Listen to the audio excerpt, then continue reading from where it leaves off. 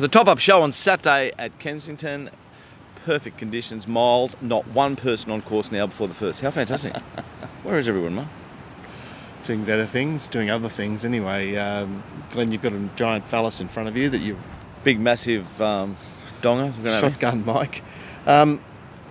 We do have a bit of a card here. Of course, the track was rained upon yesterday. Yeah, a little bit.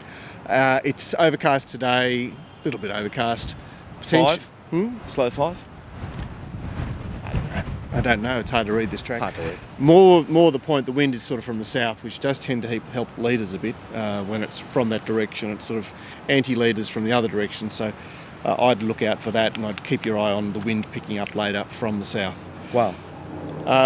Race 1, and we've got some maps to look at now, Glenn, which we didn't have yesterday for the preview show. No, we didn't have them yesterday, yeah. And there's a tactical change here on covert ops to be ridden in behind the speed, which gives a couple of rabbits the chance to get up there. Covert ops, by doing that, does it give it no hope? Seems a funny move. Well, I suppose when they're struggling with horses, they're keen to try something. Yeah. Space Boy remains pronounced favourite. If there is a mover in the race, it's Duenna, which is the unraced blue colours. We've still got Bardia that seems relatively hard in the market. Duenna sort of $17 into $13 overnight. Any changes here? Oh, I think 2 will get the job done. I think it's perfectly drawn. The scratching of Mintex, it was a definite strong chance. I suppose I'm 2 to beat 3 late. What about you? Yeah, Manninghard Mull, watch out for that. Race 2, not much to say here other than the favourite's pretty firm at around the even money mark. We were all fairly keen on it yesterday. Softening at all? Or No, nothing's changed. Nothing's changed? Yeah. Nothing's changed with me either. Best of the day, they're hard conquered.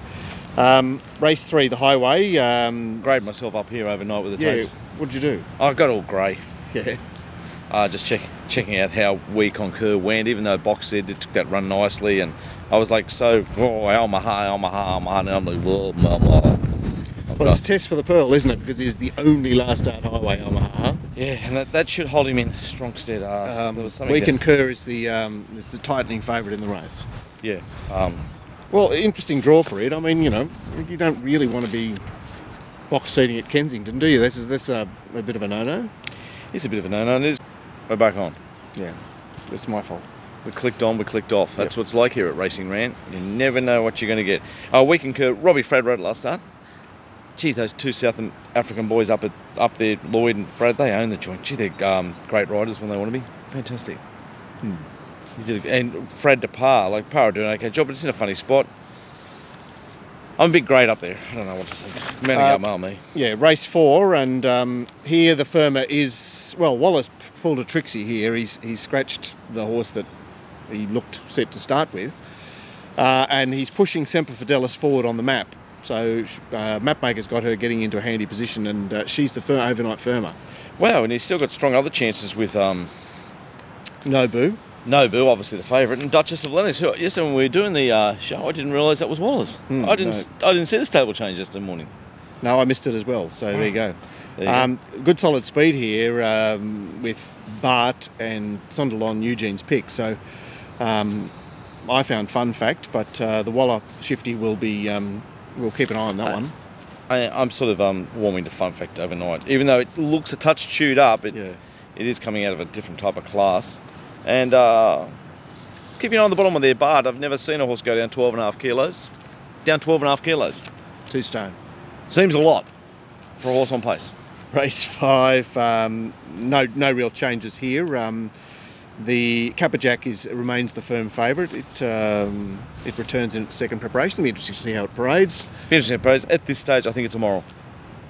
But I want it to look well. Gord keen with the caveat on Catsby, which is a horse that he has some time for. Race 6. Now, Jen Rules has come out here. Bella Success as well. Mapmaker actually has Vontaine holding out Echo Gem. Yeah, that was interesting. It retired out of the race the other day. Vontaine, yeah. It's the overnight firmer. And it's the firmer. Listen to Richard Freeman this morning. I mean, who listens to anybody, but I did hear him. He seemed particularly keen, so I don't know what to make of that run the other day now, but it did retire out of the race. Race up for grabs, Mark, isn't it? Yeah, it is. It's game on there. The third last, Gord here was very keen on Charge. They're Obviously the emergency's missed out here, which does affect the map greatly. Mapmaker has Piracy leading Charge. It is a short run of the first turn, but Charge could easily get across these very fresh.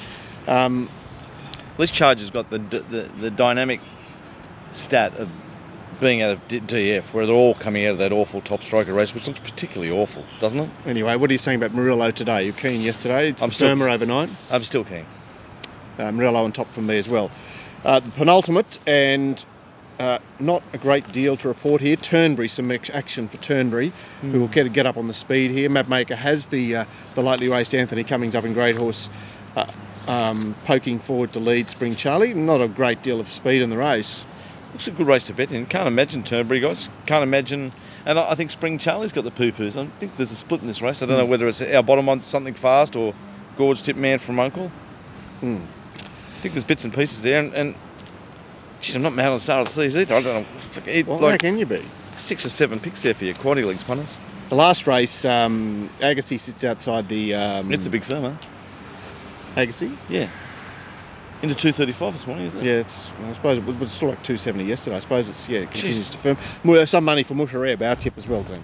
Yeah, and I think it's got a good chance. And gee, we've become Richard Friedman lovers, haven't we? I'll be in love with anyone that goes well for a while. I just want to ride the wave. They've got the Bombora going at the moment, don't they? They're flying. Yeah, they are. And Spencer can run a place in the last there. And another race where I'm, Agassi's leaving me a bit cold, and Bombig leaves me like ice cold. Yes.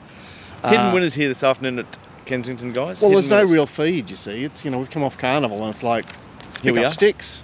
It is pick up sticks. Hope Spencer wins the last. I'll be rich. So P. Daly was keen to spread his thoughts and love on the top-up show today. I've been unable to contact him at the ultimate minute, and so we've missed out Paul's prognostications. But nonetheless, I reckon he'll return for a top-up show in a couple of weeks. Maybe not. Next week is Scone, so there'll be no top-up show. Don't forget, Racing Rant, come and join us. $22 a week gets you a raft of content. 3 shows a week and sets galore. And there's 2 weeks free. There's always 2 weeks free. Always 2 weeks free. Yes. So come back to us. We love you. All that. Thanks for watching us.